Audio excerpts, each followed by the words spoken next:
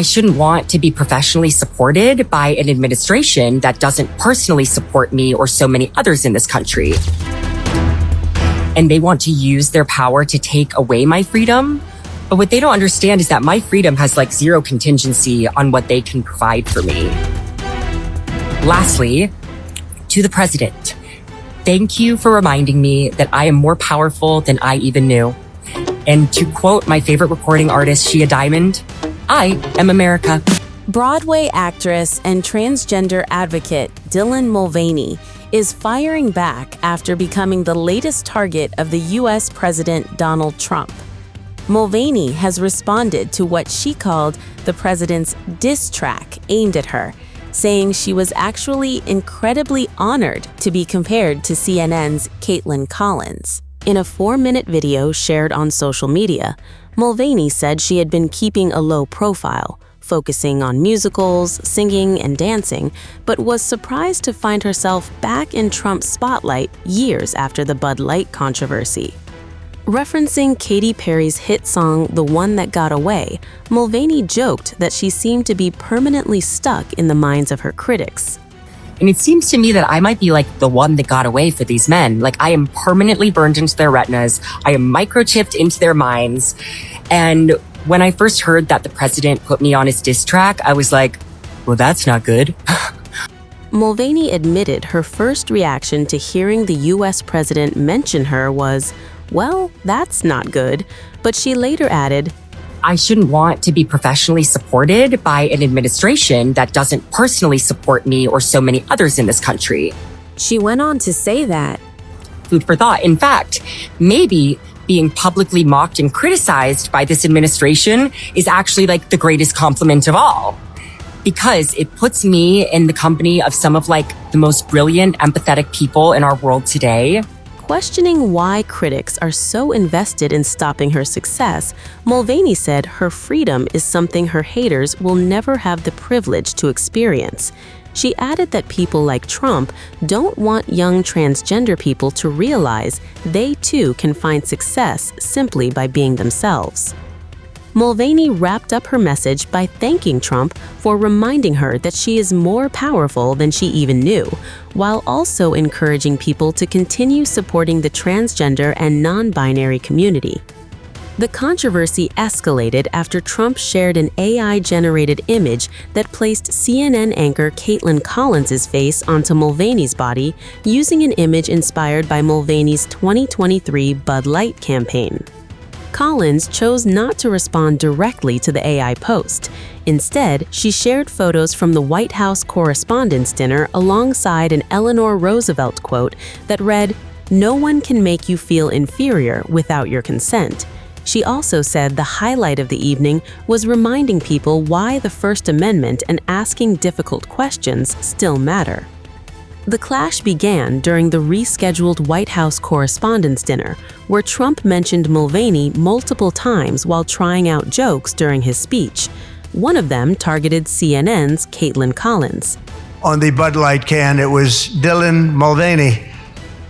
And Dylan Mulvaney cost Bud Light $35 billion in market cap.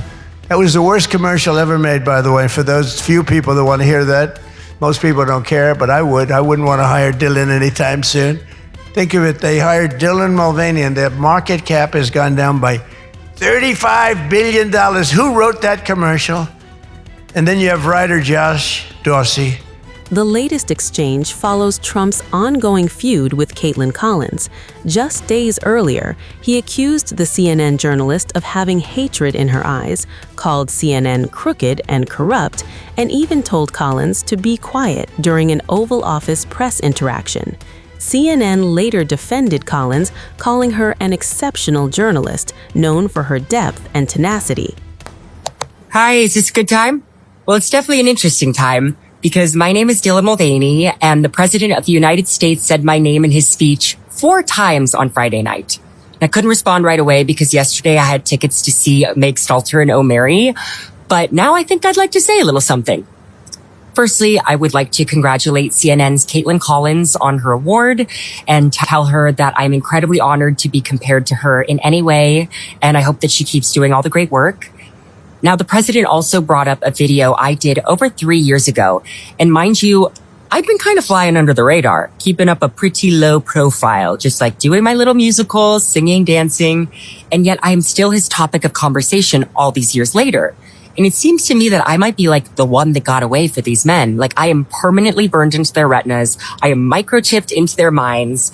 And when I first heard that the president put me on his diss track, I was like, well, that's not good. Then a few weeks ago, I would have probably been more upset about this.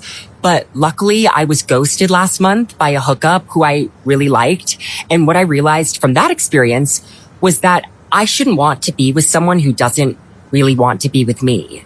So maybe I shouldn't want to be professionally supported by an administration that doesn't personally support me or so many others in this country.